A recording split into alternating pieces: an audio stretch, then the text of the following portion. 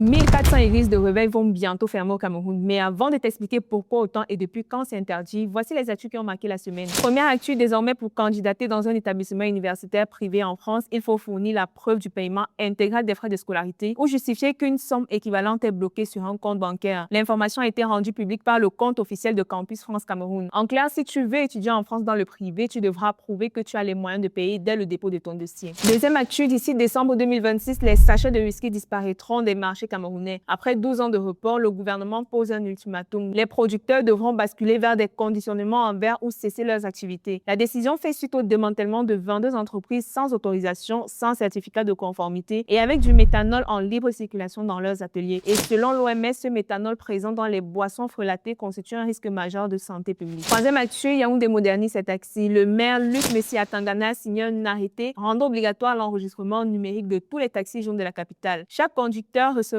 un QR code personnel et chaque véhicule un numéro de portière unique. Les conducteurs ont jusqu'au 5 octobre 2026 pour s'enregistrer. L'objectif ici est de créer une base de données centralisée pour mieux tracer et sécuriser le transport urbain. Quatrième et dernière actu, on en parlait justement au début de vidéo, le ministre de l'administration territoriale Paul Atanga Nji a annoncé la fermeture imminente de 1400 églises de rebelles jugées non conformes à la réglementation. Au Cameroun, la loi exige une autorisation officielle délivrée par décret présidentiel pour ouvrir une église. Or, aujourd'hui, seules 55 associations religieuses sont légalement reconnues dans tout le pays. Et derrière ces 1400 fermetures, ce sont plus de 3 millions de fidèles qui sont directement concernés.